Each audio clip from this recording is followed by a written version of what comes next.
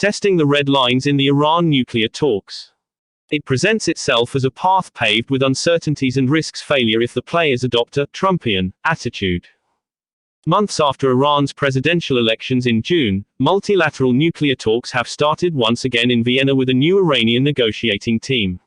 Iran's chief negotiator Ali Bahari Khani reportedly introduced demands that in effect cancelled understandings reached in previous rounds of negotiations in June concerning a renewed Joint Comprehensive Plan of Action (JCPOA).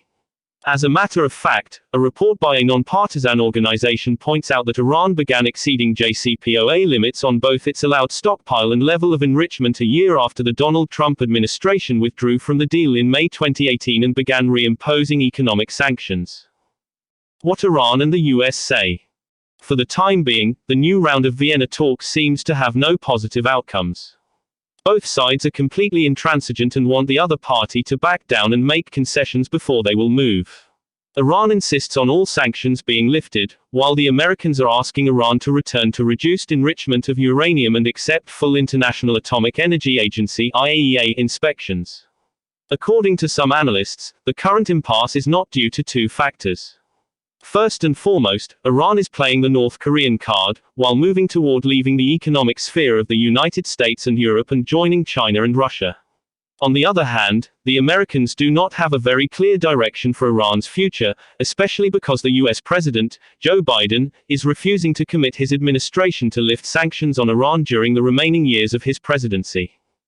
Europe's line. As for the Europeans, thus far they have been almost non-existent in these new talks. Even so, Enrique Mora, Deputy Secretary General Political Director, European External Action Service, who coordinates talks between Tehran and six powers on reviving a 2015 nuclear pact, seemed to be very positive about the way the negotiations had started. According to him, the P4+1 must fully take into account the political sensibilities of the new Iranian administration, while the Iranian delegation has recognized the work we have done in the past 6 rounds and the fact that we will build on this work going ahead. Despite Mr. Mora's positive remarks, it seems that the Europeans are trying to salvage the deal as quickly as possible, as Iran ramps up uranium enrichment.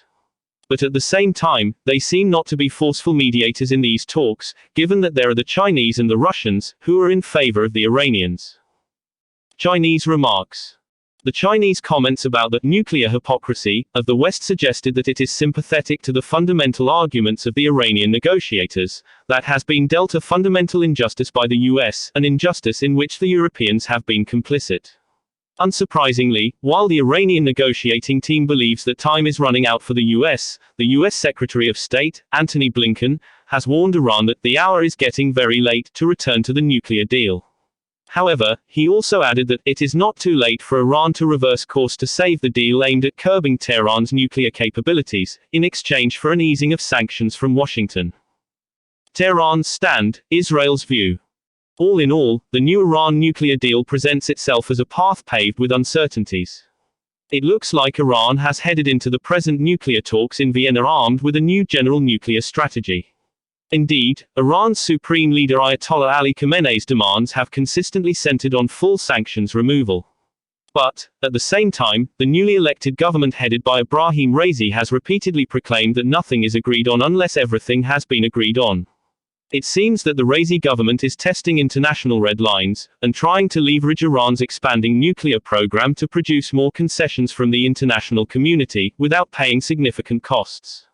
As a result, there is an increasing pessimism on whether the Iran nuclear deal can be revived.